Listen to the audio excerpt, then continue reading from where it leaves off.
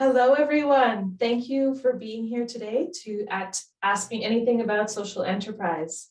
My name is Alia Gina, and I am the moderator for today's session.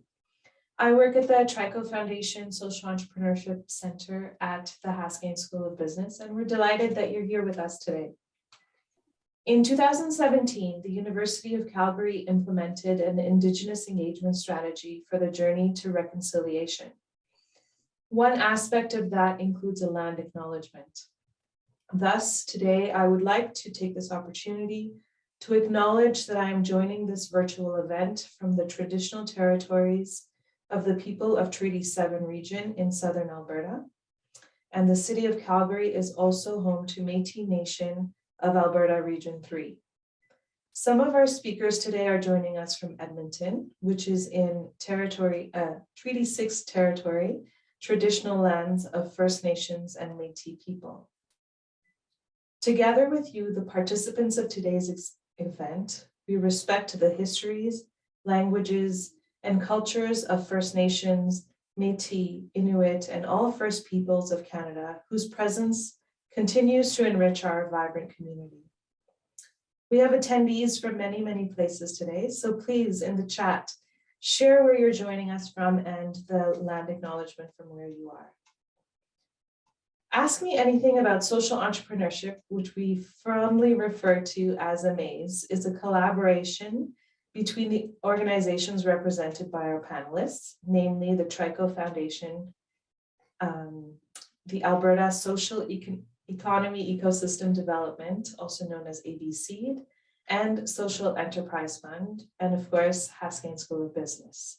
Thank you so much for being here.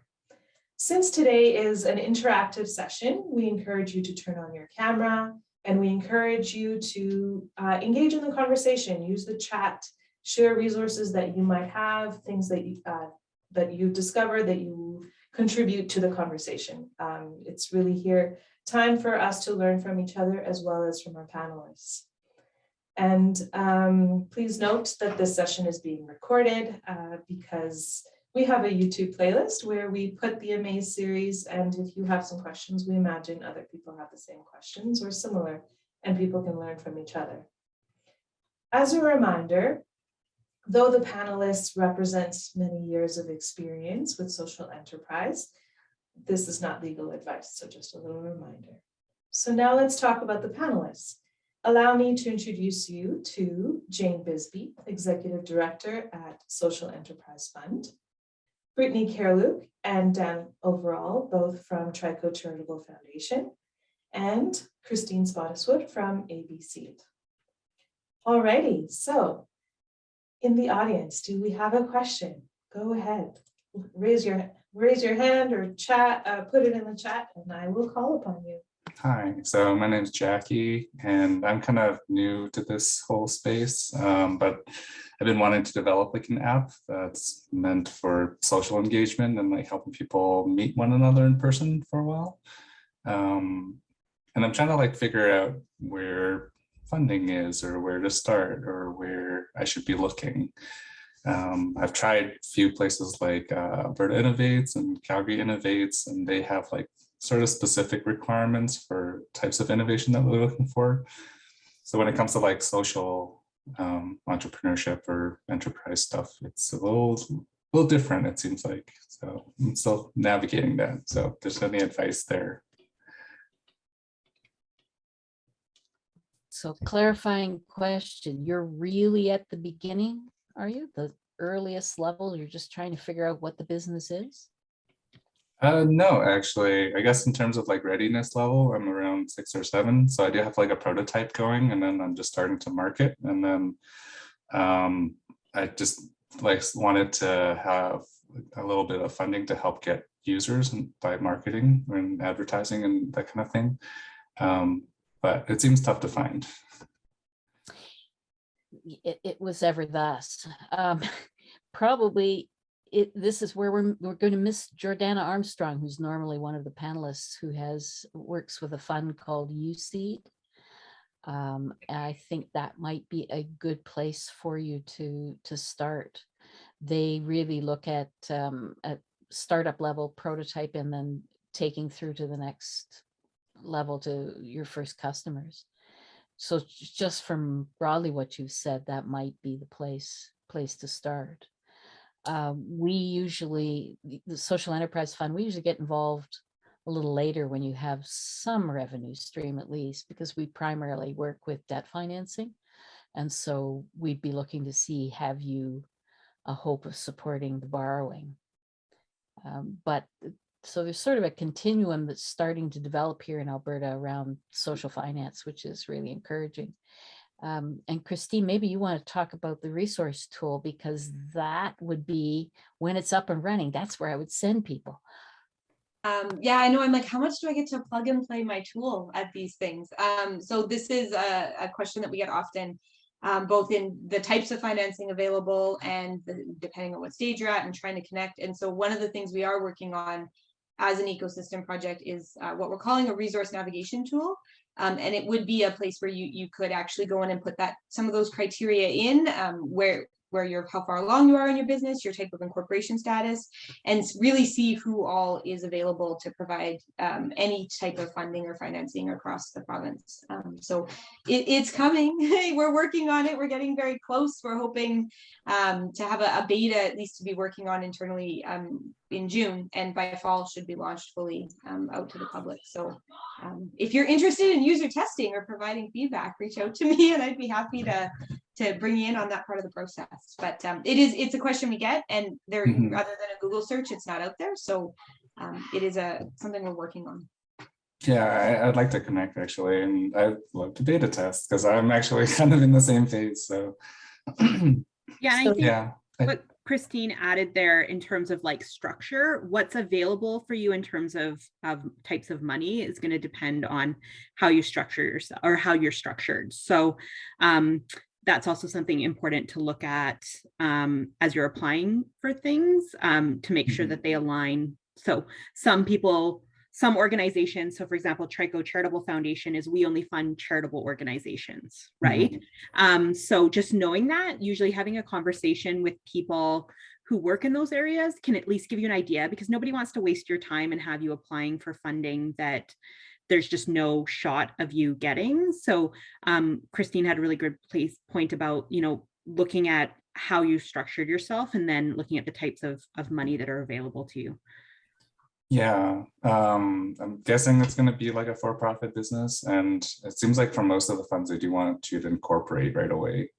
The thing that surprised me was a lot of the funding in Alberta or across Canada is very specific to different areas, but social is generally not one of them. Can I'll give you another website to take a look at, the Table of Impact Investment Practitioners. So tip.ca, which is the National Association of Social Finance Intermediaries.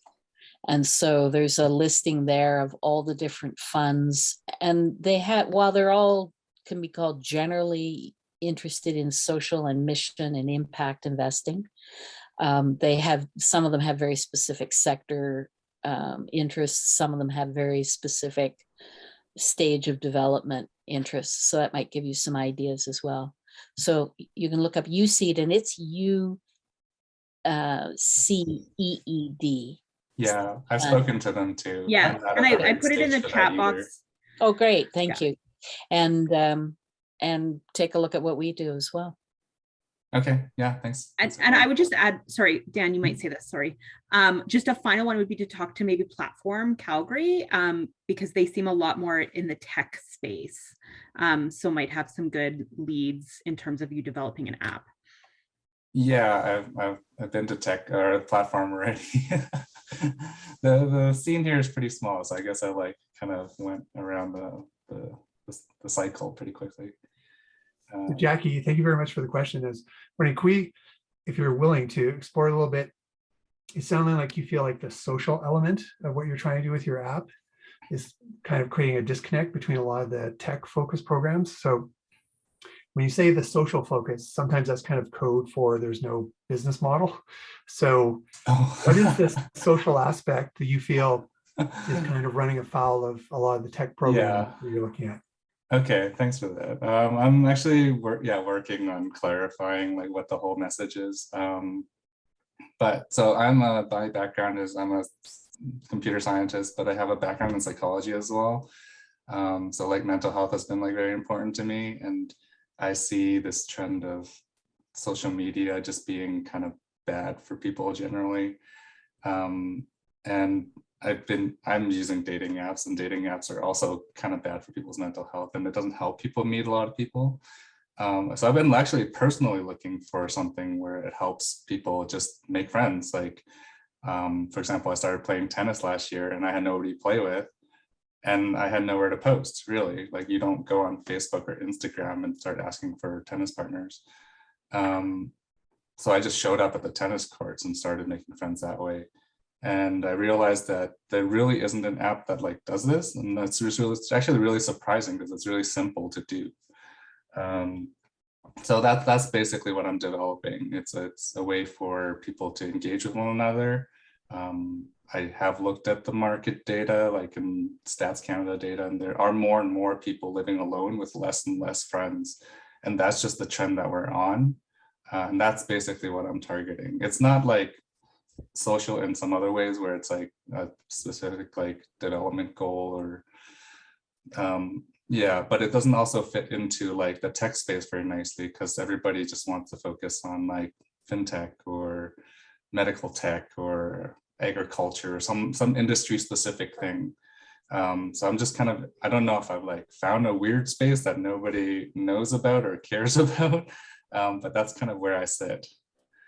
It seems a bizarre response, given that Facebook is one of the biggest valuations of any tech company. So not kind of seeing the opportunity in social strikes me as strange. Mhm. Did they provide you more specific feedback as to why? Like I even talked to like Alberta Innovates, and they had the most promising one, which are like micro vultures to get started, like 10K to just get off the ground. And they basically said it has to be technically innovative, something patentable. Okay. So you better be using some advanced matching algorithm AI. And I'm like, well, but you don't, like most apps don't even use anything that fancy.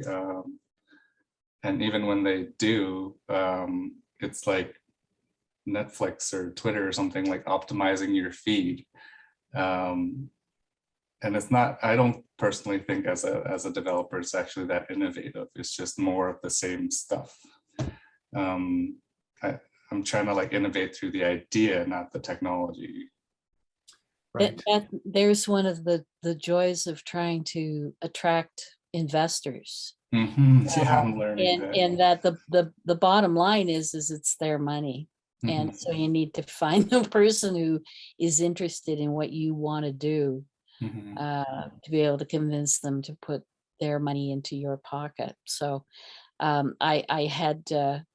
I was actually bemoaning a similar situation. I remember years ago to one of our investors, and he looked at me and he said, "Yeah, but whose money is it?" And I was kind of, oh yeah, okay, I see.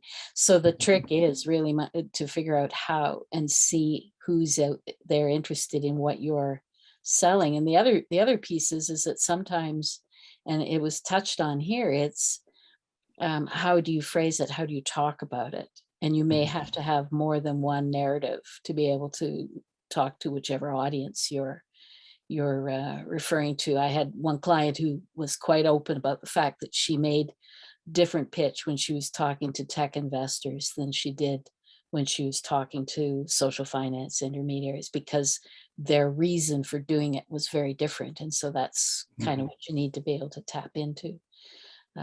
So it's understanding what you're doing, several different lenses, and then figuring out which is the right one.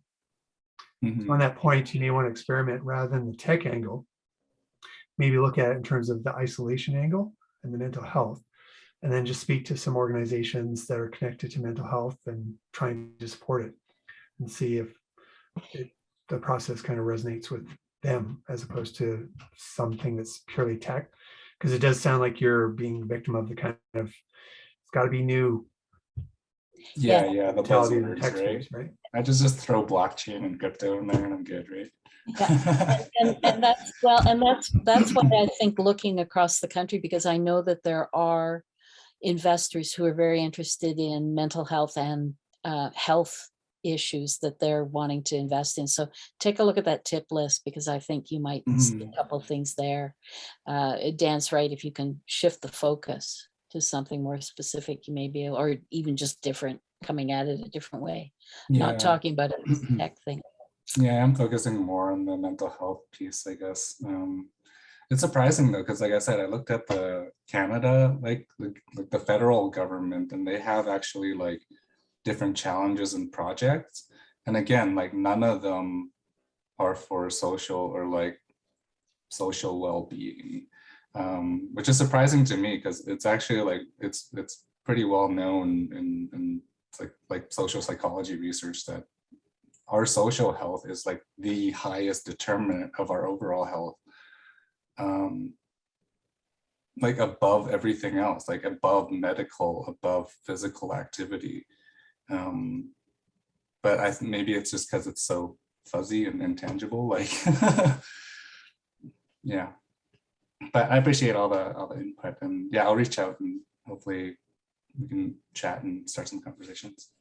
Thank you. So I have a couple of questions, I think. So my understanding is you also do social enterprise teaching, right? Maybe who's asking the question? Can you- Sorry, Cliff Okay. McGuire. I'm gonna and change. is that directed, is your question directed at someone in particular?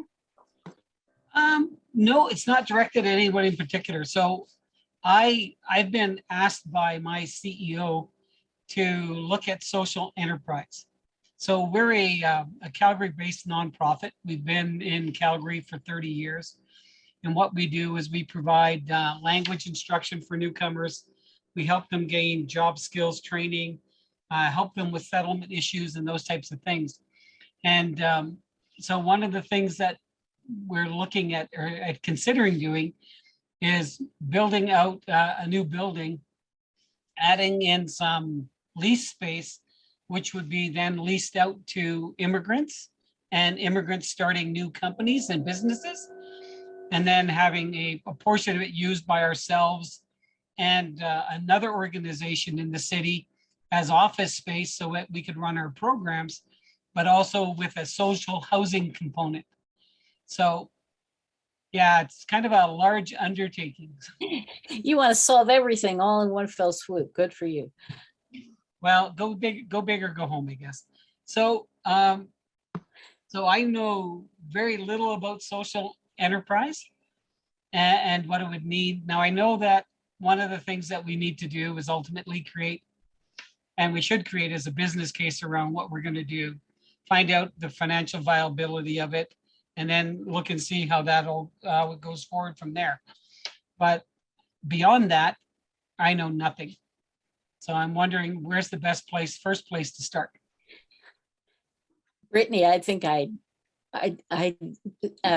cede the floor to you to start. Yeah. So, I mean, there's lots of, like, thankfully, we're in a time right now where lots of people are looking and a lot of people are working in social enterprise. So there's lots of options out there, which I can't say 10 years ago there was. So the nice thing is there's different options. There's different courses, platform. Calgary does some stuff around sort of discovering your business model. You can look at the Calgary Foundation has been partnering on a project called Thriving Nonprofits. They're doing some cool stuff over there as well. I'll talk about our program, but I mean, it's always about figuring out what's out there and then deciding what's the best for you and what makes the most sense for moving your idea forward. Innovate Calgary also has some programs. So at Trico Charitable Foundation, we have a program called Assess. And what we do with Assess is there's three components to it. The first is around social entrepreneurship education. So there's actual training and tools available online, and really focused on helping organizations understand the concept of social entrepreneurship, what it could mean within their organizations, some really cool mindset work of how do you move your idea forward. And then as you dig deeper into the tools, some stuff around really looking at how you balance the social and entrepreneurial aspects as you go deeper into it, really talking about what are your goals for your venture, and then what makes the most sense for you to start moving towards those goals. And it's really about staying in a safe zone, right? It's all about moving your idea forward as effectively and as safely as possible. So we talk a lot about piloting, we talk a lot about testing and learning on your journey, so that as you start, I always do the hands. Everybody who's seen this before, I'll explain, I talk about a mountain a lot. So that's why my hands go to the top of the mountain and the bottom of the mountain. But going from where you are now, this idea and this concept, to then where you want to be. And you can dig deeper into that in terms of understanding what are the costs associated with that? What are the steps that are associated with that? What needs to happen first? And so we have tools and training that are available online. The second leg up to that is we actually do coaching with organizations. And so organizations that have either gone through the training and the tools themselves online, or they've gone through, sometimes we do some pilots and stuff with other organizations, then they can apply to take part in coaching, where we actually work with organizations individually on their social enterprise idea. And our coaching is really grounded in those tools and those techniques that I talked about earlier. So that's why it's sort of a prerequisite to come into that, is it's really about helping you work through areas that you're stuck or struggling with, and helping you sort of push through those and work through those.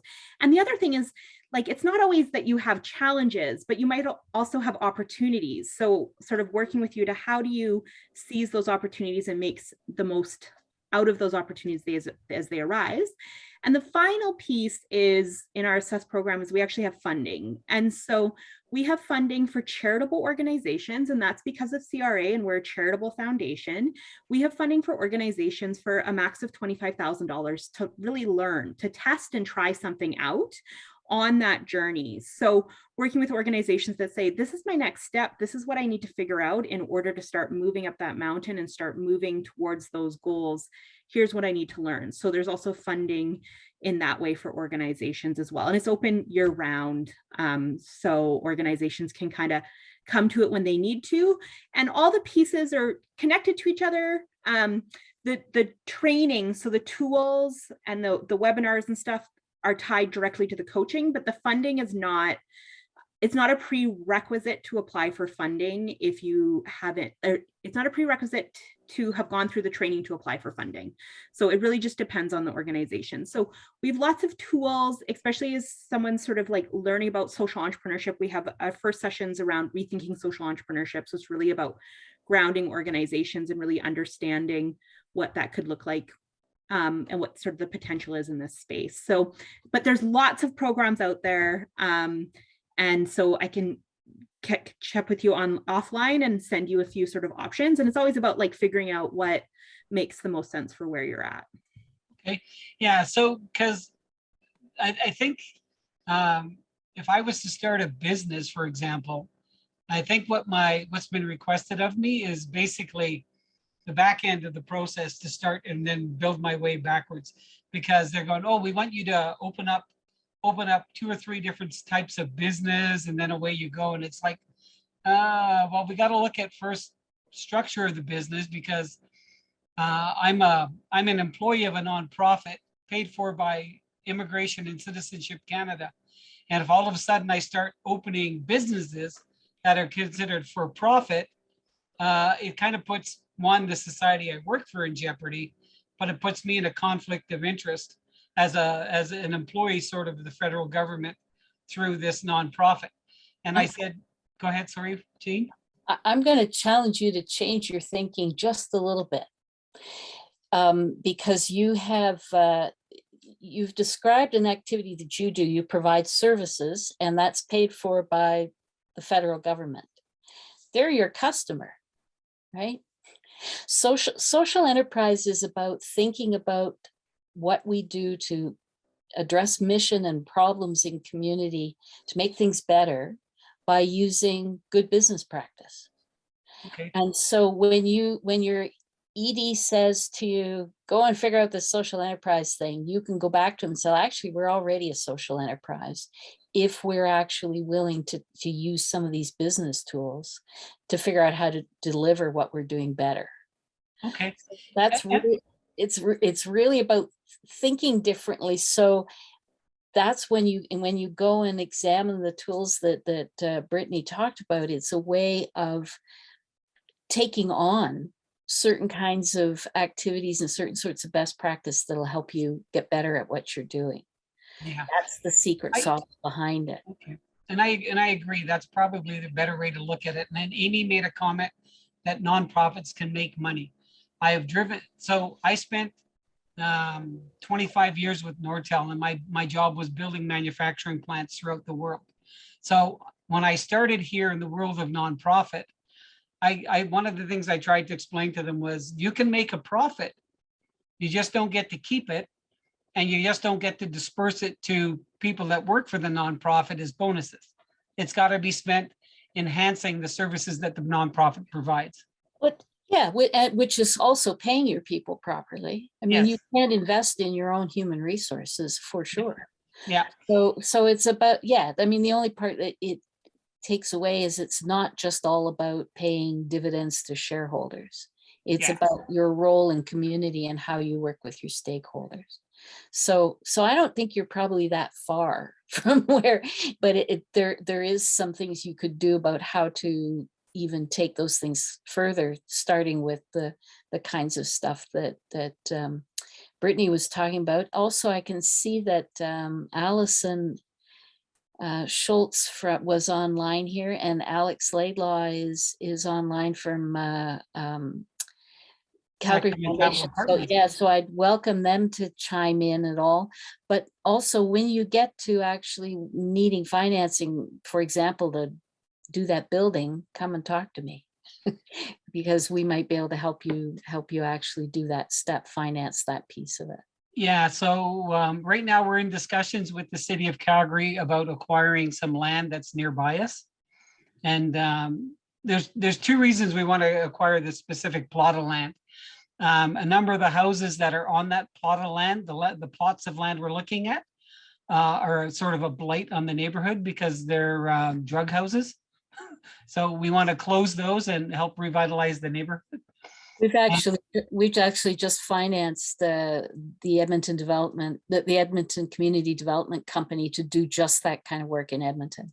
Okay. Yeah, and they're building the houses now. Oh, see, yeah. So it's funny, right? Because my boss wants to leverage my experience in building of buildings, and then have me do something that would provide social enterprise. And so one of the things that I always thought about was there is a horrible need for affordable places for people to live.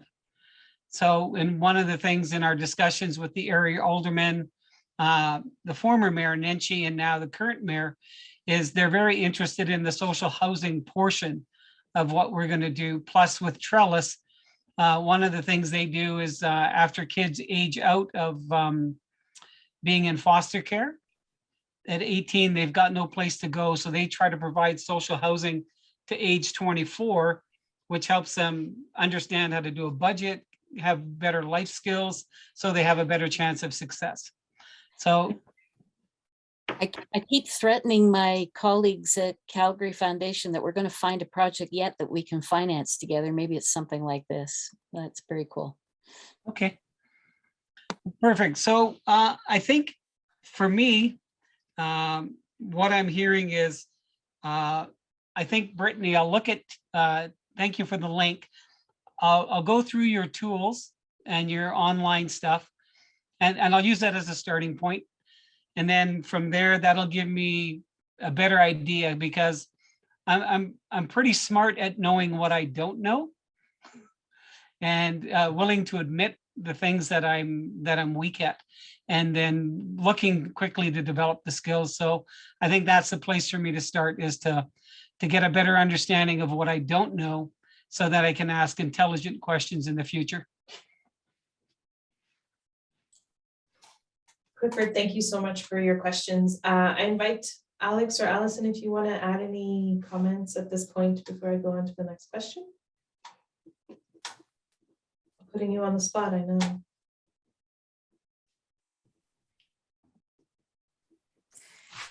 Thanks for that. I think I would let Alex, who heads up our impact investment program, to talk about specifics. But, I think as Brittany mentioned, we do have a program at Calgary Foundation that we are collaborating on in terms of just that educational component as well, in terms of, how to build up capacity to look at diversification of revenues. We're partnering with Scale Collaborative out of Victoria on that program.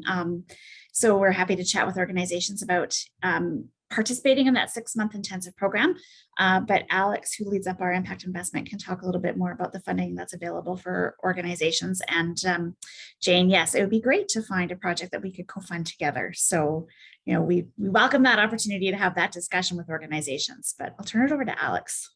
Perfect. Yeah, thanks, Allison. Jane already covered it well, but the loan program at Calgary Foundation is really about providing flexible debt options for charities who are looking to do projects very much like those you described, Clifford, where there might be opportunity for something like a property acquisition from the city, and you need to figure out how to put the pieces together. A loan from us can be a flexible way to consider how that might work. And we'd love to do that in partnership with Jane at Social Enterprise Fund if there's the opportunity to work together, because it's about time. But glad to have a further conversation about your project. And if anyone else in the room has questions about Calgary Foundation and our impact loan program, I'll pop my email address in the chat so anyone can reach out to me. Thank you so much, Alex and Allison. We had a question from Sabat. I'll invite you to turn on your camera, unmute, just to ask for some clarification, because I think some of the things were answered, but please go ahead. Hi there. Sorry for not having the camera on. First of all, thank you all for, as in whatever Jane and Brittany just shared, as in it was, it's really good to know that the social enterprise landscape in Alberta is changing now. Like Brittany mentioned, 10 years ago, that was not the scene before. The only question I would have at this point is that even today, how do you integrate a social enterprise model into an existing nonprofit? In the sense that it just drains you explaining to people what social enterprise actually means, and the questions that you get, it just takes up all the time answering those questions. And by the end of the day, for a nonprofit, for any nonprofit for that matter, it's the social impact. It's never the revenue. It's never the business aspect of it. It's just the social impact component of the entire program. So how do you integrate the two together? As in, if any one of you could answer that for me, that would be great.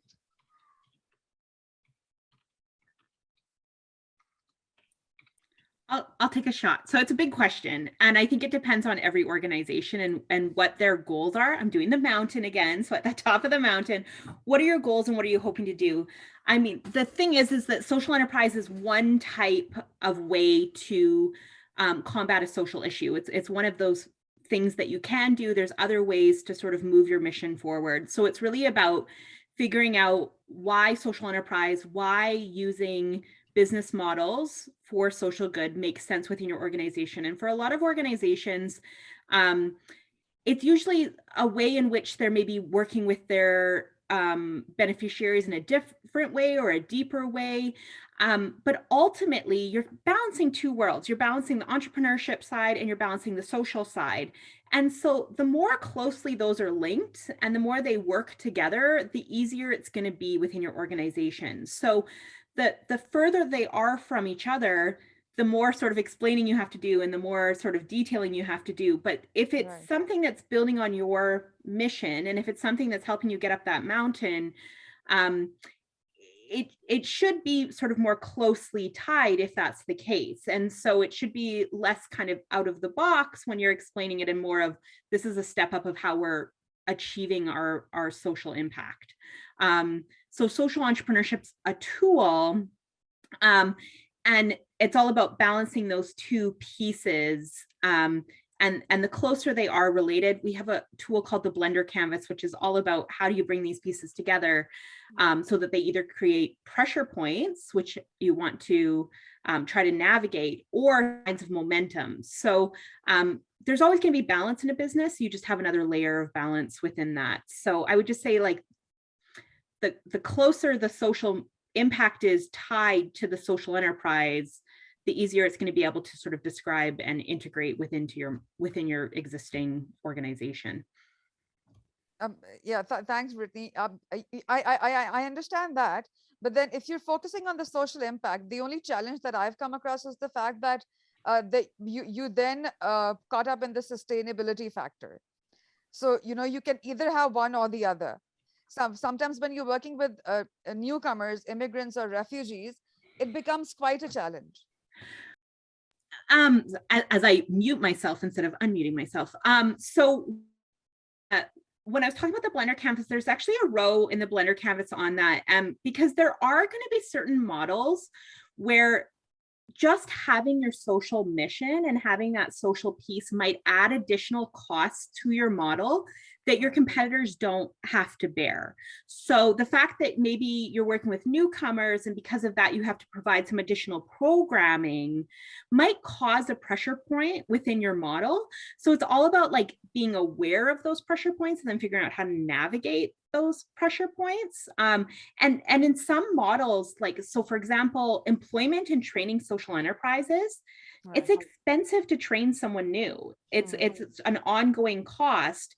And so being aware of that and then figuring out like what we can tweak in our model or how we can overcome maybe some of those pressure points becomes really key. I mean, there's never going to be a perfect model, but it should always be sort of like driven by your social impact. And then on the sustainability side is sometimes these social enterprises aren't turning a profit, but as long as the organization is aware of that and they're okay with that, and they say, you know what, we're having this social impact, and so we're comfortable with that it's not turning a profit or that we're not even breaking even. That's a key like conversation to have with like your board and your team to make sure you're all on the same page. But it's all about like making those decisions within your model that get you where you want to go. Right. I think Jane had something. Yeah, I was going to wade in, although Dan does this particular piece way better than I do, so maybe he'll speak to it too. I think you're maybe getting hung up on the language too much, and you're thinking of social enterprise as a thing that's different than your actual work and your actual business as your not-for-profit organization. Brittany pointed out that that social enterprise provides you with tools to actually think about some parts of your operation differently and around your revenue stream and earned revenues, and that how do you balance better by using the marketplace to actually address what your mission is. So maybe it's not two different things, and it shouldn't be an entire tension. It can provide the tensions. The sorts of things that Brittany was speaking about is that it can add costs and things to your operation that a business that wasn't taking the social mission into account, that it can cause a problem there. But I would sit back and see whether it's the language that's holding you up. Sure, as in it does make a lot of sense. Maybe I'm as an excuse if I'm using the wrong terminology, but in my experience it's always been the traditional and the non-traditional, right? The conventional and the unconventional. So like for example, there was a social enterprise initiative that we did start off, but then because of the COVID, while all the other services were still intact, that was the only component that was put on hold. And it's difficult to integrate. Like I said, what would be the best way to just integrate that into a logic model of an existing program? You know, if anyone would have it's difficult to explain to the board, as in we understand where they're coming from. They have their, as in they've been doing things and they're open to new ideas, but it's just that like I said, by the end of the day, while we don't say it, it is all about the revenue too. While we do say social impact, but it's by the end of the day, the money that is a factor as well. But yeah, you have to earn the money to have the ability to actually carry out the social mission. Yeah. And so it's not two different things. It's all one thing. Thinking about a social enterprise is something that you bolt onto the side of your operation, maybe where you're getting that, where you're becoming unglued there a bit. Does that make Sounds sense? good. Yeah, it does. Yeah. It does. Yeah. Yeah. Thanks. Yeah. Thanks, Jane. Thank you so much for your question, and appreciate you elaborating and sharing your issues with us. Tamara, over to you, please. Hi, thank you very much. And I just want to say thank you for having this kind of conversation. We've been looking for it for a long time. So happy, sorry, turning off my phone here.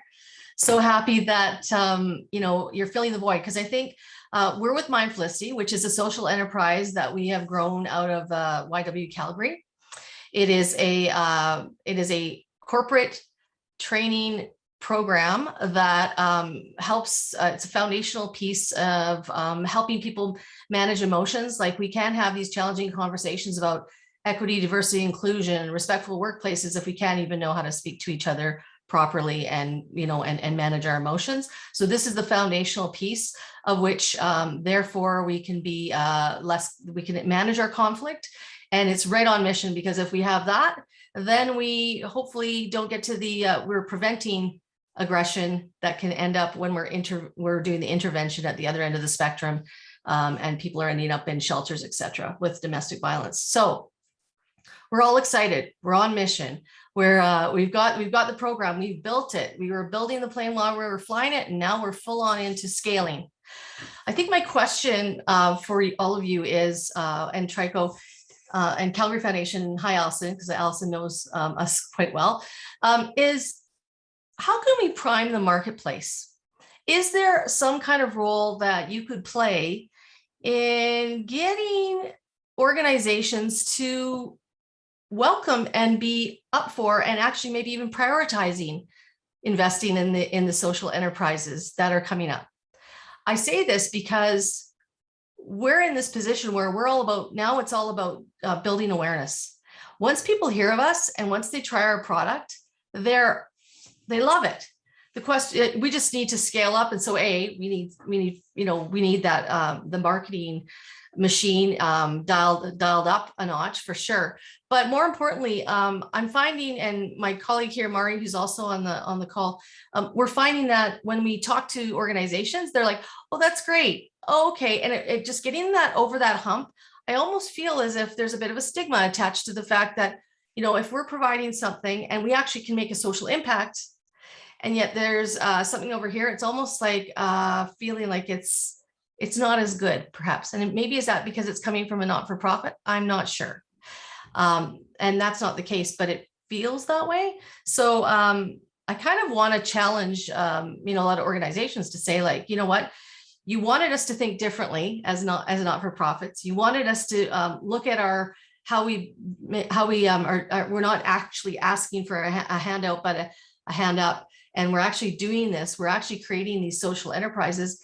But then when the rubber hits the road, you're still not wanting to invest, or you're hesitating and you're not doing that. So I don't know, Jane, go ahead.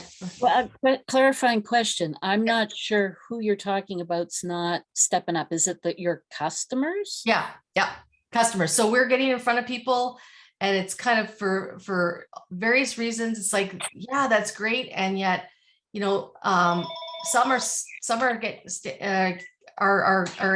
getting up to stepping up the plate, and others are just.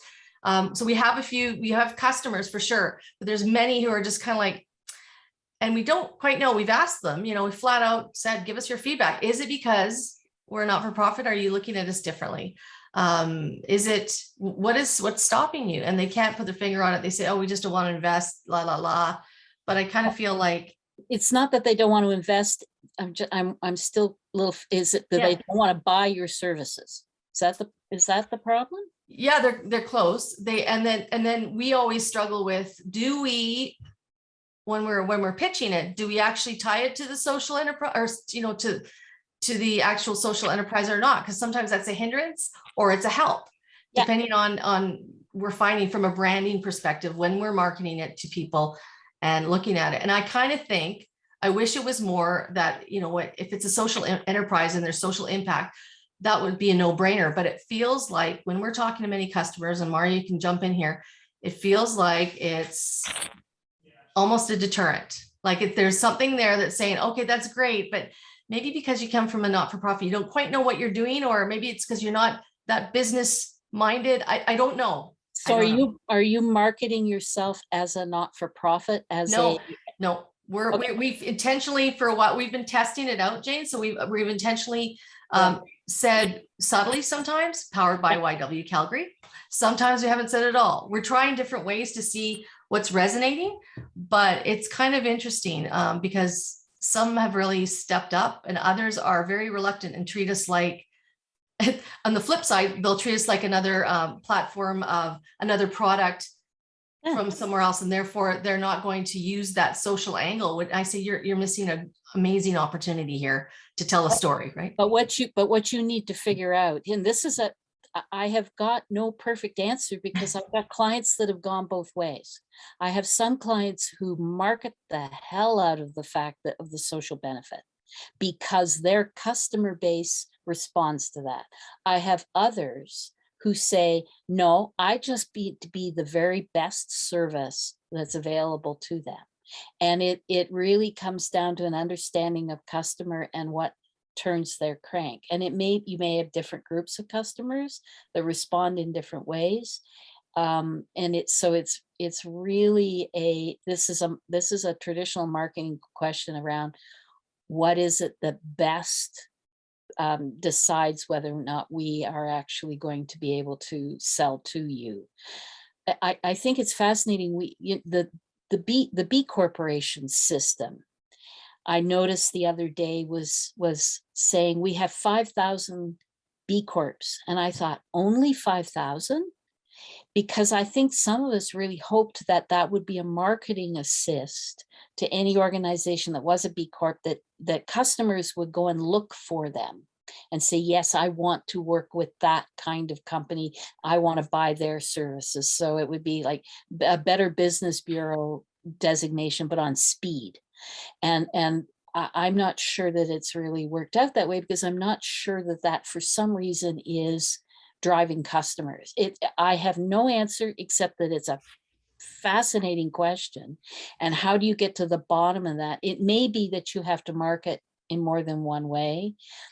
It really goes down to, okay, what is it about my product offering that's not attracting my customer? And do I need to market it in a different way?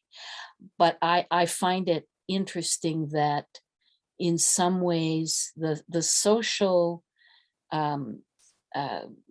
badge of honor, actually hasn't really doesn't always really translate, and it may be down to it might get them in the door once, but you get this is the social enterprise coffee shop, but so they come for that, but if you've got like crappy coffee, they're never going to come back again. Exactly.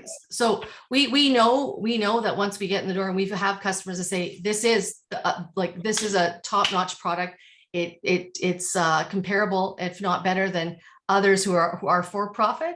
So we know that piece. But I'd say that in general, I don't know, maybe in Calgary in particular, it's interesting. We get more interest sometimes outside of Calgary than even in Calgary itself. And it's almost like there's a slight stigma that's attached to social enterprise. I think it would be interesting for more companies to understand and be aware of, I guess. Is there a place to help raise awareness of the many social enterprises, even in Calgary itself, right? I'm not sure it would market for the good. I'm not sure it would make any difference, but maybe it would. I don't know. It'd be an interesting thing to figure out. Anyway, so appreciate the conversation. We are definitely in scale up mode and looking for funding to help us do that. So maybe there's a place as well there. We do loans for that kind of work. So yeah, well, we're actually at a place where we're the YW is funding it, and they want to it's beneficial for us to stay that way as far as the investment that they've made, and they're ready to fund it. It's more about where can we find help. Even in grants, there's very few grants in social enterprise that we're finding across the country, even to help scale it up as well. Trico does provide some grants and experiments. There's also Buy Social Canada. I don't know if you've looked at them, but a couple of additional specific follow-up questions. For the potential customers who actually reject you, what ultimately do they end up doing? Do they buy a competitive service, or do they do without? Well, Mari, maybe you can, are you there? I saw your name. Yeah, no, I'm right here. I was listening. It's a great question, and it's in some cases it's, we're going to go with an app, or we're going to go with, and then in other cases it's, no, we're going to hold off. I do get a lot of, we're going to hold off. And just to build on something that Tamara says, I think that organizations or people within organizations who make decisions, who are supporters of the YW, or even just services for women and families, tend to really buy into this social enterprise for women and families. That's great. But in other organizations, depending on who you talk to, they immediately think YW, and they hear domestic violence, and they hear that doesn't happen in our organization. So I do think that's another thing. I don't know, Tamara, if you agree. Yeah, it's a hindrance. Yeah, it depends. I think it can be a blessing or a curse depending on the viewpoint of whether you attach it or not. So there's that one thing. But I would say also, yeah, you're right. People are going with people that platforms that have a lot of good marketing horsepower, and they just get in front of them, and they know them, and they're for profit, that are very similar in a lot of ways. And sometimes they are from even a budgeting perspective, there's only so much, big organizations, they only have so much for so many platforms, and they choose the for-profit one, even, and there's no real reason, only that, we had a good pitch from this person, and we like what we see. So, I think we're small but mighty team. But when you've got, for profits with the big marketing engines, it is hard to compete, for sure. Well, maybe you need to up your marketing game to compete. Oh, maybe we do. The analysis that you need to do is of the marketing materials of your competitors. And I'm gonna make a suggestion for you to think about when you say, I understand absolutely free money is great, except that a lot of times those free monies come with rules and restrictions and requirements that maybe make it not so free. I've had clients who have come and bought their money from us because then they can do with it what they need to do with a whole lot less constraints around them, and that you might find in the long run making that investment is smarter business move, and you get to go where you need to go. So just think about it different that way. I don't blame anybody for looking for free money, but you need to look about whether it's really free and whether just buying your way to the solution might be a different approach. Yeah, and we did get, like, the investment readiness program was great. We got a loan from that, and that helped us get us to the point where we are now. So it was wonderful. It's just now the scalability is our next hurdle. So, It's actually a grant, right? Yeah. Sorry, what did I say? Did I say something? Yeah, you said loan. Oh, did I? I didn't mean that. Yes, you're right. One of your challenges, you're going to have the discipline and process to figure out what the market's trying to tell you, and especially if you're going to like a number of different customers. So, for example, some may just say no to you because they're going the cheaper route, right? Some may say no to you because they're risk averse and think a for-profit company is a safer bet for this service versus others. So you're going to, again, have to figure out what the market's telling you, and then segment the market that you think you'll most be successful by.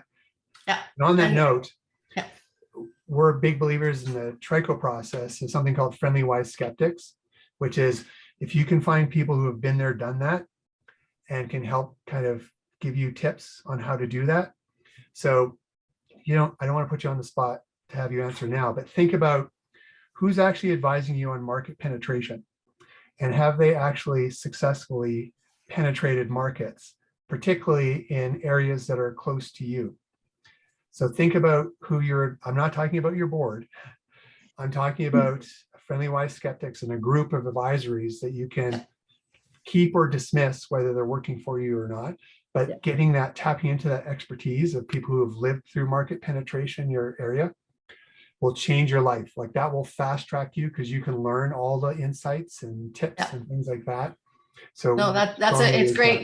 We're on the right track because we're just about to create an advisory board on that very thing. We've got some informal ones that have been doing that, and it's been great, like in the tech space, some people that are really, very startup minded, entrepreneurial minded, but putting some more rigor and structure around that. So thank you for that, because that's kind of where we're headed, and that's great. And we are looking at those things, but you're right, like just continuing to evaluate, like looking at price point. We've tested it. We're right on track. So we're asking those questions all the time, and we continue to do so. But I think it's almost like I think what I keep finding is like, oh, wow, I didn't know about you. And I'm just like, yeah, I know. So it's not that it's more of just like, oh, we never heard of you. Oh, sorry, we've done our budgets, like, oh, maybe so we know this, we're going to work on that kind of angle. But yeah, it's just the small startup social enterprise sometimes can be hard to get the marketing power going. Yeah, and I just want to flag too, building on Dan's, is one of the things that we look at a lot is the adoption curve. And when you talk about sort of market segments, where are we going to focus our time and our attention, is sometimes it's easier for those businesses to go with the tried and true, right? Like this has been proven and shown. And so there could be some potential more in sort of the early adopter space of people who are willing to learn and experiment with you, so that you can sort of get some good partners on the ground that then are going to act as almost advocates as you start looking and going further beyond that. Because people, as you start looking at like the early majority, which is the bulk of the market, is those people are looking for something that's like plug and play. It's easy. It's already been proven. And so it really depends on like determining like who's the best customer group and segment for you to start looking at this time. Yeah, no, exactly. And we have some early adopters, and we really realize, and we're learning more and more, that the referral engine is probably our best bet, going in cold versus our testimonials and some of those things. We're really trying to leverage that, but yeah, it's just getting that word out there. So, but appreciate it. Sorry, I'm taking lots of time. So just to very quickly cap on that, in addition to those who have tried your product and really love it in terms of referrals, there's referrals who already love your organization, who might be a fit. So starting with people who are already very passionate about your organization could be that low-hanging fruit to consider if you haven't already. Yeah. Thank you. Great questions, Tamara, and I think valuable information to everyone that's here. So thank you for asking them all. Emily, over to you. Hey everyone, thanks so much for hosting this. So I'm the founder of Calgary Toy Library, and so we've been operating on and off since 2020 and fully restarting for the last 3 months since COVID. And so our business model is membership based, where families borrow luxury toys from us to reduce their environmental footprint, and they can promote values of minimalism in their family. So we've just finished a 6-month initial pilot, and we've established that there's a 70% renewal rate, and we have a consistent customer base, and we've demonstrated that our model is financially viable as it stands. So right now we run it out of our houses, and we don't want to do that forever. It's in our basement, and it's just taking over my life. Plus, as having a storefront would allow us to explore different revenue models like birthday parties and like stay in plays. And so we're kind of building up, we're just kind of trucking along, and we'd like to make the next step in about a year to start in a storefront. And so I'm here because I'm wondering where the first place you'd send me for mentorship. I don't have a business background, and I'm looking for capital funding, like Jane said.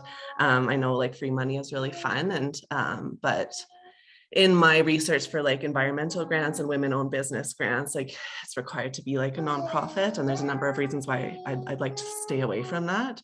But totally open for those hard questions that Jane and Daniel were asking, looking for questions that I probably haven't asked myself. That's why I'm here.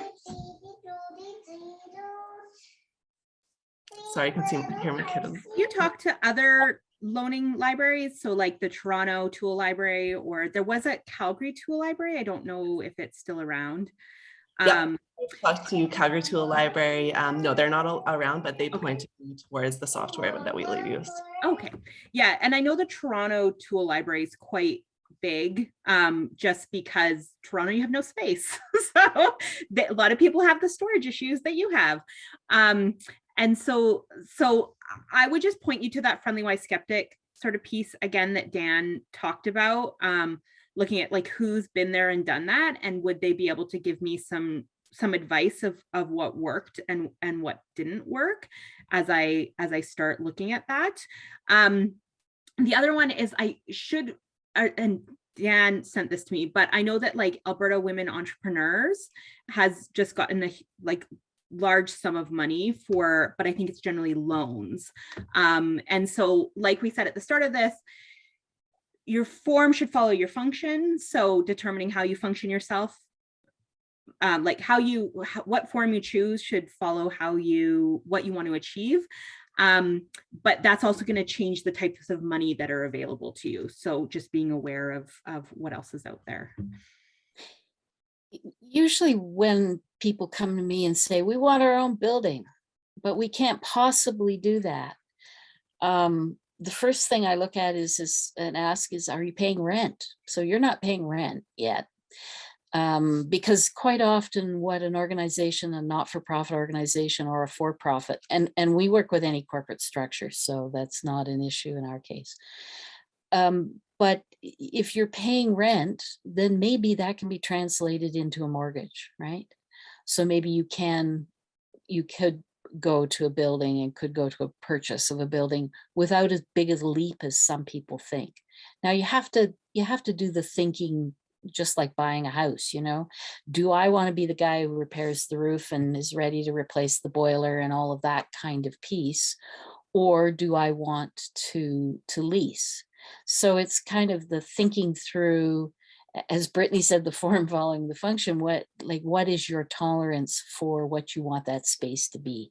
In 5 or 10 years, what do you want it to look like? Do you want to actually own some equity on your own financial statement by owning a building, or are you content with leasing? Does that work for you? Just working through that whole exercise of self-examination about what you want the thing to look at, and then figuring out, okay, I've made this decision. What's that going to cost me? How much more does paying a rent where I think I have to be, where I actually will have the walk-in traffic of the kind of people that I think, how much does that add to my ongoing costs? It's not a wildly difficult exercise if you just walk through all of those logical steps. What does it mean month to month? What do I have to pay for to do this? What's my tolerance for adding that kind of expenditure? Does the business carry that extra kind of expenditure that I want to make to get what I want it to look like? You may be able to find partnerships for building location. Someone was saying earlier they wanted to start a not-for-profit center. So maybe you need to talk to that person around whether or not they've got a site. I would even talk to the Calgary Library, because you never know that you might fit into some of what they're doing, or the city might have facilities, or there might be other facilities that would be a good. One of our clients is Evergreen Community Spaces. I think you should go and talk to Sean Fraser about whether or not that would be a smart place for you to be. It's not a storefront so much, but it certainly has drive up and has a lot of young people coming through. So finding a place like that, there might be a community building facility that you could be in. So it's like, what do you really want it to look like in the best of all possible worlds? And then what kinds of compromises you're willing to make it happen? And how does that work on the money side? So it's a bunch of homework. And I'm not sure you can use tools like the ones that Trico and other organizations like that offer to help walk through the thinking process. But when push comes to shove, you probably have to just kind of sit down and apply it all to a piece of paper and see what it looks like. Oh, we have a So- tool for that, Jane. I bet you do. I'd be surprised. To build on Brittany's point about AWE, I'd also reach out to SheEO and Startup Canada. And in addition to asking them how they can actually help you, ask them what government programs they're aware of that would support you, both in terms of training as well as funding, because there's a ton going online right now. They're specifically designed to help female CEOs.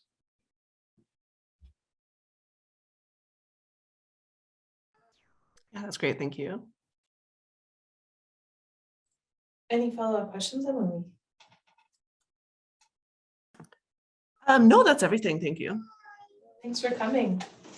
Eli, over to you. Yeah, great. Thanks for putting in this on. I've learned a lot so far and really appreciate all the questions and answers. So I'm Eli Kenny Lang. I'm representing a group called BCI for Kids. And essentially what our group does is we're out of the Children's Hospital. We're researchers and clinicians right now. So we're not business folks, and we're very, very early on in this.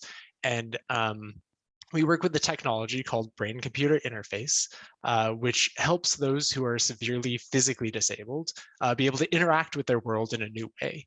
And so we have a lot of interest in sort of sustainable ecosystems and potentially moving out of this grant cycle, potentially, and having some way to sustain the work that we do in other ways. And we're very early on. We have actually quite a few products of BCI, and that we work closely with families and we build different applications for them. And I'm here with one of my colleagues and co-founders, Erica Floriani, who's still at the hospital, and she can add on to all the stuff that we're going to be talking about.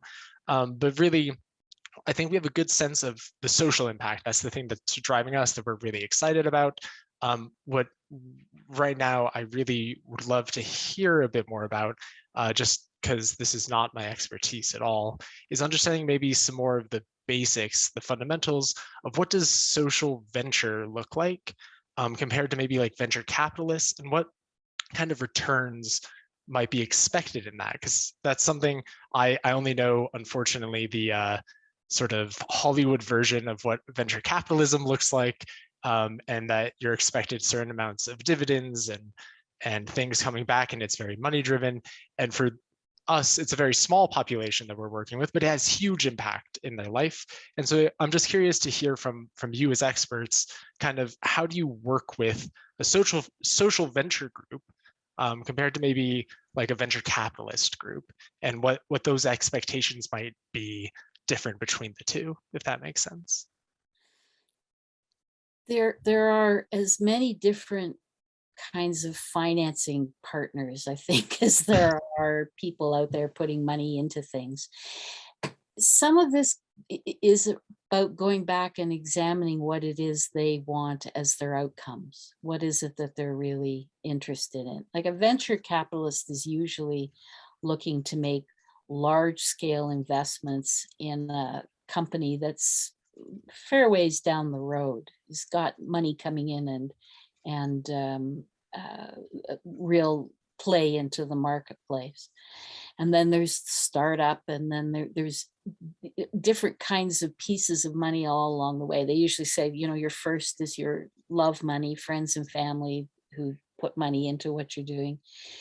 There's becoming more and more, and they're quite often government-driven investments made into technology kinds of plays, not just technology, but environmental and those kinds of pieces of money.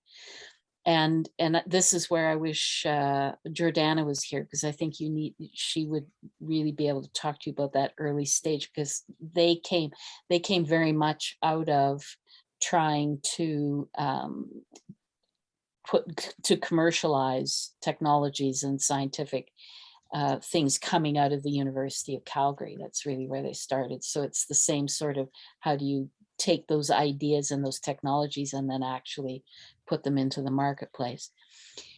Quite often what I suggest to people is that they look at, when they're looking for money, it's kind of like dating. And it's kind of like finding a mate. You need to understand what their intentions are and what they want out of it. The investors, I mean, is the they in that sentence. What's their goal? And then see whether you agree with that goal and whether you like that. Now, different kinds of money will want to get in different ways. Angel investors are usually interested in when it's more risky, when they're just there's really kind of a gleam in the eye about what this might be. They might want to see revenue. They probably want to get involved as well. Equity and venture capital is usually looking to own a piece of the business. So when you see the guys on Dragon's Den, you know, they want a valuation and they're going to take a portion of the company. So that's what you've got at stake when you have venture capitalists or angel investors, that kind of thing, is that they're looking for a piece of your success down the road. Debt financing is when you just buy the money to solve the problem. And also it usually applies to not-for-profits because they have no shares they can give you, so that you can't possibly, they can't get a dividend return from you just because of their legal structure. So that's the easy sort of simplistic way of looking at the different kinds of investment financing. And then banks provide money tools as well that are different for different kinds of things. I even think of grants sometimes as essentially are kind of a project grant is, you know, is kind of like an equity investment, but they're not taking the equity. They're trying to get you to the next stage by putting money into what you're doing, because it fulfills a mandate that they may have that's probably comes out of a political source, or maybe not. There are other different kinds of grants for sure. So it's what kind of money do you need is a question about what are you willing to give up to get that money, and what is it that they want to get out of you getting that money, and whether those two things meet your needs. I don't know if that really answers the whole question, but that kind of gives you an overview.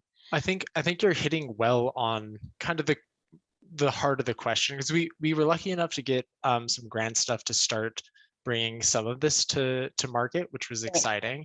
Yeah. But I think that last point, and really understanding what individuals are looking for out of it, that's the piece that we aren't sure of necessarily, especially because we are working with families with children who have complex needs and so many existing financial burdens. We aren't looking to have them necessarily be the payer. They're the customer, but they're not the ones hopefully paying for this. And so I think your comment that really just making sure that we pair well with those who are helping invest, that's a really helpful thing. I just wanted to make sure, I guess, in the social venture world, are there people out there that are okay with maybe not getting a huge return on things, just in the social view? Yeah. If you look at our returns, some days you'll wonder why we were in it. But so investors and customers are two different things. I'm going to keep talking about investors. There are social investors now, and there are social investors who are interested in health specifically.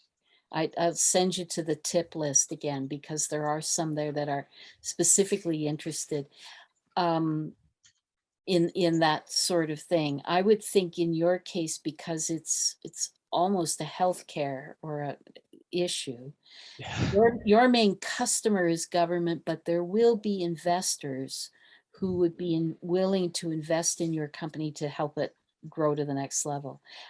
I can see there'd be angel investors, even if they're not of a social bent, that would be interested in getting involved in that sort of thing. Like some of the local angel investor groups hear those kinds of pitches all the time.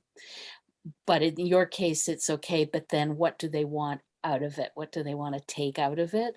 And so I would think I'd look at the social investment world first. There's about 100 different social investors in the company of differing sizes. We've actually made recently a large investment into a pharmaceutical play, a company that is going to be addressing drug shortages and manufacturing in Canada, in Alberta, for a lot of drug compounds that are now difficult to obtain because they've gone off patent. And so we were interested in helping them get to the next level of actually being able to scale their manufacturing. So yeah, there are investors who are willing for differing reasons to address certain sorts of things. So I think you could find people who would do and be interested in doing what you're doing without having to give away the store. But it is a marriage. You got to like who you're dancing with, right? Yeah. And if you don't like them, and if you don't like what their intent is, and you don't like their reasons, and it's fair for you to ask those questions.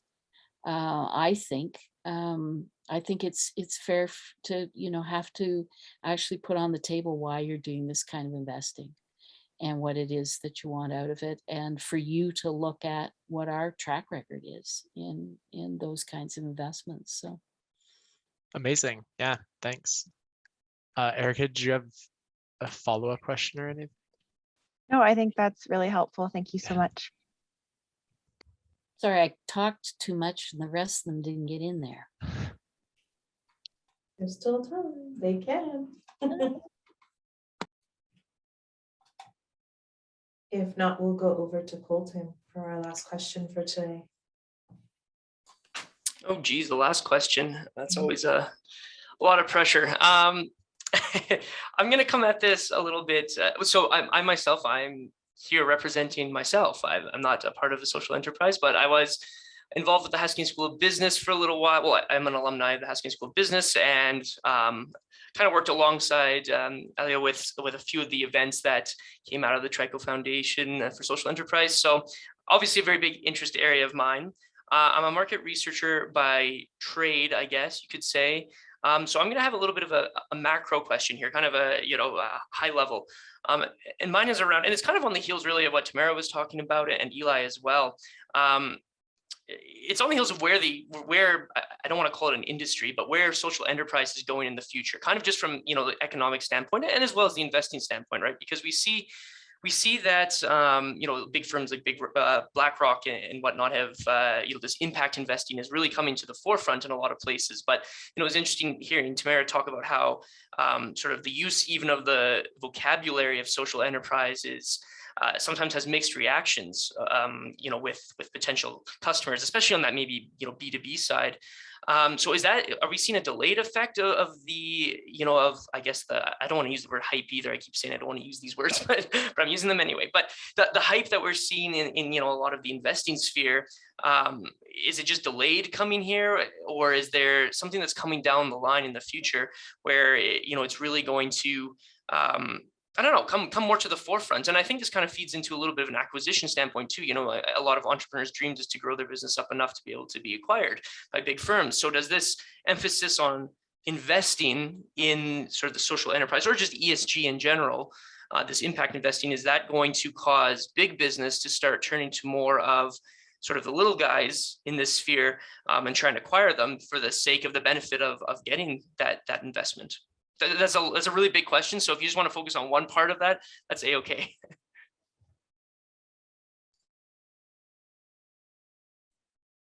I'll jump in, unless Jane wants to. So F. Scott Fitzgerald said the test of a really great intellect is to keep two opposing ideas in your head and still be able to function. And we have two opposing grand conversations about the future of capitalism that can coexist, but we need to identify them. One is the BlackRocks of the world and others realizing you can make a lot of money by doing good. And that's all the challenges that you identified. But there's an additional side of the conversation that Trico particularly likes to focus on, and that the problem with you can actually make a lot of money by doing good is still being the slave to profit maximization. The additional narrative we want to do is, rather than being a slave to profit maximization, you're a slave to solving problems. Essentially, capitalism is you make money from solving a problem. So you can be driven by the making money part of that equation, or you can be driven by the solving a problem. And as long as you're solving a problem, but keeping an eye on making a profit as well, but your key driver is solving a problem, you'll still be okay. And what's really exciting about this is Mariana Mazzucato and Mark Carney have talked about, rather than markets shaping our values, i.e. we care about what we can make money from, there's this idea that our values can shape markets. So making less money is okay if it's having the impact that we want. So if we could nurture both those conversations simultaneously, and it's not about, and this is where I think this movement falls down, is it gets excited and it says everybody must be this. So, hey, everybody must be driven by solving problems rather than making money. To us, it's more about empowering everybody. So again, if you want to be driven by profit and you think doing good can generate profits like a BlackRock, go do that. But let's also allow a system that empowers those capitalists who are driven not by making the money, but solving the problems. So if we can do those simultaneously, I think that's the grand conversation we need, and it also address a lot of the issues that you had raised. So I gave you a very high-level answer for your high-level question, but if we could zone in on those two simultaneous conversations, I think the change could be quite profound. What a lovely, eloquent answer. Thank you.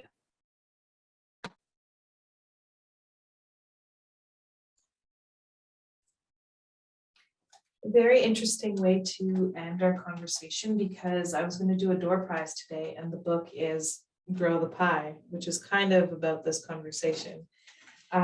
So I will take the emails of everyone who has registered or who came to today's session, even the ones that had to jump off early, and ask to get your address so I can mail you the book. So we'll pick 2 people.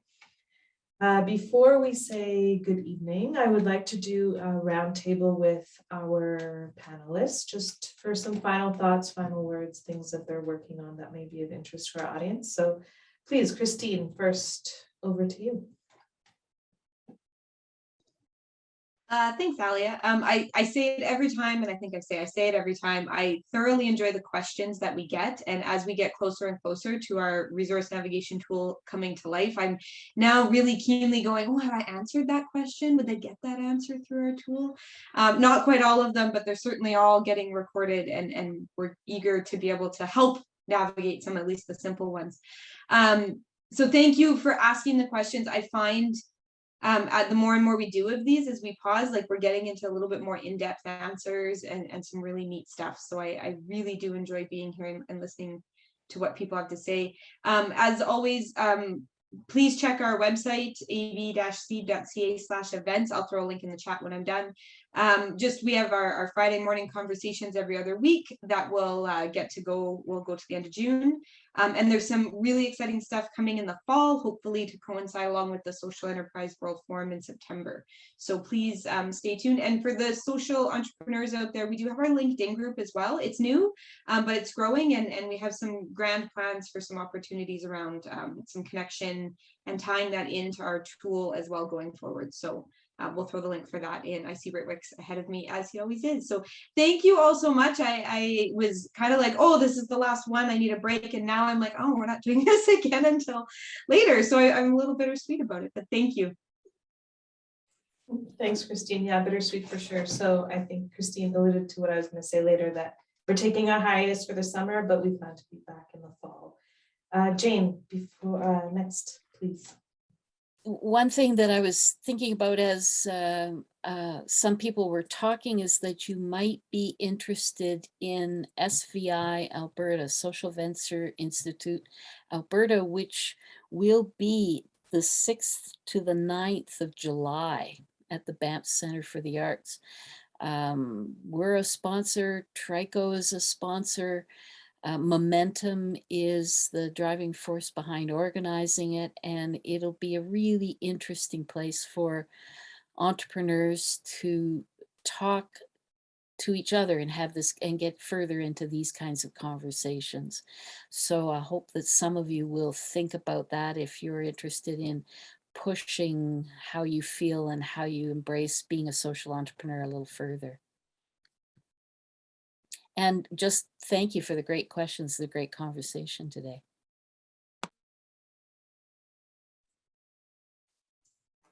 Yeah, thanks for hosting this. This is good. This is very informative. Learned a lot. Great. And we can't do it without our audience, so thank you. Brittany and Dan, do you both want to go or just one?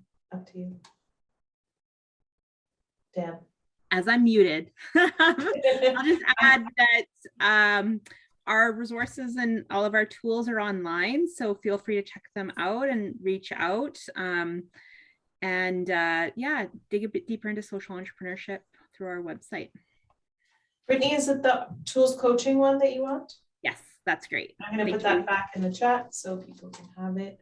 And Dan. The UK has put a ton of money into social finance and a ton of infrastructure. And right now they're having this grand debate about the purpose of social finance. And a lot are saying it's lost its way and it's not directly focusing on serving social entrepreneurs. It was more focused on developing the market. So increasingly, I think Trico is going to bring that conversation here to see if we can learn from it. And in addition to that, this whole discussion of how grants can actually hook up to social finance and kind of work in tandem I think is a conversation that Alberta and certainly probably even Canada wide needs to have.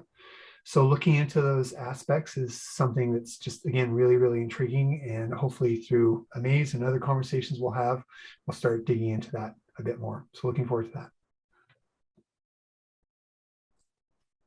Wonderful. Thank you everyone for all your questions, for staying, for listening, for participating, for being in the chat, and to our panelists for the last year of excellent conversations. Thank you so much. And we'll be back in hopefully fall.